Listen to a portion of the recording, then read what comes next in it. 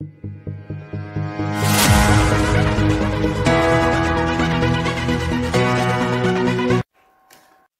to everyone who have subscribed. If you have not, please do. And thanks for coming out here. I really appreciate you. APC constitutes Reconciliation Committee for Edo and Ondo. Good morning, good afternoon, good evening, whatever time we're reaching you today. We want to say a very big thank you for your huge, massive, and continuous support. We truly, really appreciate you. God bless you. My people, if you have not given us a thumbs up, please go ahead. Thank you. Give us a thumbs up. Don't forget to subscribe. We really appreciate you. Edo and Ondo State, a lot has been happening with regards to the elections that are around the corner. In Edo State, it has been drama in the past few months, weeks, and days. We're talking about Governor Godwin Obaseki, not given opportunity to contest for a second term in office by being disqualified by the APC screening committee. We also heard he moved from APC to PDP. Not as if that is not enough. We also heard that Adams Oshomole was sacked as APC national chairman. Godwin Obaseki emerged PDP winner to flag the flag for PDP come September the 19th. Also, we saw that Pastor Ize Iyamu also became winner of the APC governorship ticket to fly the flag in September 19th, alongside other aspirants who will be contesting in the election. So these are some of the things that has happened in recent times. A lot of confusion has gone on, a lot of court cases to mention but a few. In Ondo, the case has not been different. The governor and the deputy came in. Deputy and governor's ticket is one, is a joint ticket. Governor Aderotimi and his deputy came together as one body, the governor and deputy. But we saw that in a few days ago, the deputy governor resigned while their tenure is still very much on and has moved to PDP. A lot has happened. Anyway, we know that also in APC, the NWC was sacked, of which Adams Oshomole was the chairman, of which after the NWC was sacked, a caretaker committee has been set up to look after the affairs of APC. This caretaker committee just constituted a body called the Reconciliation Committee, both in Edo and Ondo State. But we get onto the news and get all the details. APC constitutes Reconciliation Committee for Ondo and Edo State. The Caretaker Committee of the All Progressive Congress APC has constituted Reconciliation Committee for Edo and Ondo States. The Deputy National Publicity Secretary, Mr. Yekini Nebina, said this in a statement in Abuja on Tuesday. Nebina said that the Reconciliation Committee for Edo would be led by former Senate President San Ken Mani, while Governor Abubakar Bello of Niger would head the Reconciliation Committee for Ondo State. This is in line with the process of true reconciliation among leaders and members of the party at all levels. Announced by the National Chairman of the Caretaker Extraordinary National Convention Planning Committee, Governor Malim Berlin Boni, members of Edo Reconciliation Committee headed by Nnamani include the Minister of Works and Housing, Mr. Babatunde Rajesh Fashola, and the Minister of State for Labor, Mr.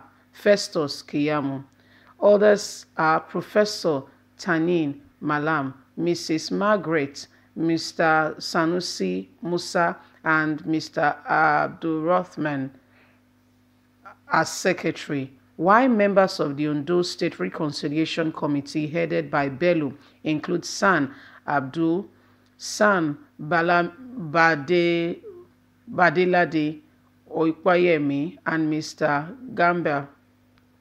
Others are Mr. Jesper Azusa, and Mr. Shino as secretary, he said,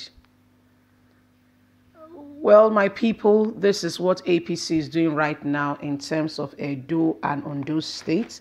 They've constituted a reconciliation committee, and this committee is to speak to all members as well as leaders of the APC members to understand what is going on in the party and to be able to reconcile differences.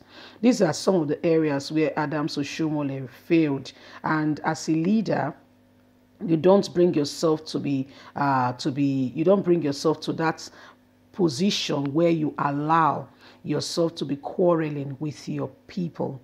Even if you have a differences, it's better you keep it, you act mature about it, you allow it go well rather than allowing yourself to be entangled in the process.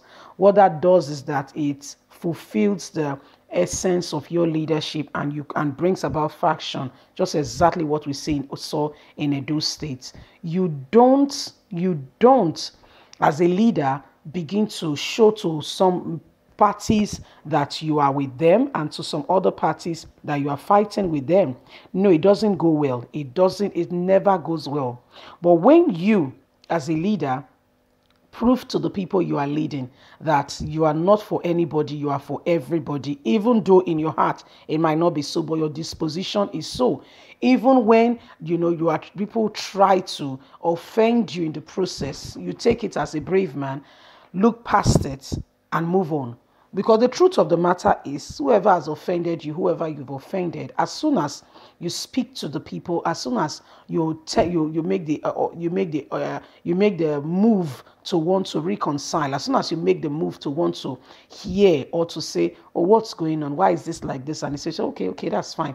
As soon as you say that, you have become the true leader. You have become the true leader, because they have no choice but to be obliged to you. They have no choice but to submit themselves. They might look like they want to be rebellious, but if you can put things in order, you will not be seen as a leader who has failed. In the case of Adams Oshomole, there were crises here and there. And the truth was, he was not speaking about the crisis. He was not really giving proper direction. All Adams Oshomole was doing was how they can win more states. He was busy in Bayelsa State fighting that their candidate who was nominated by, not just nominated, announced by INEC that the person won the election. But guess what? When I was taken to court, the court said, well, you have not met the requirement because one of you had a fraudulent result. As a result, they missed it, and the next in line, which is the PDP candidate, got the ticket and became the governor and deputy governor of the state. So these are some of the issues and some of the matters that are going on. As a good leader, you look out for your people and you make them understand that you are not for anybody, you are for everybody. And when you do that, as a leader, when you stand in that position, you become a true leader, and you're being looked onto rather than being looked away from. So those are some of the things that happen, and that's why the matter could prolong and it could bring about faction in the party, because you prove to some people that you were more for some people than the others. This does not always go well. It does not always go well. So right now, the Reconciliation Committee has been constituted. The actions of Oshomole led to what eventually happened in APC, because that gave rise to faction, that gave rise to him being suspended, that gave rise to him going to the courts, that gave rise to the lots and lots of court cases that eventually started coming up, and he was first of all suspended by the High Court, which was later upheld by the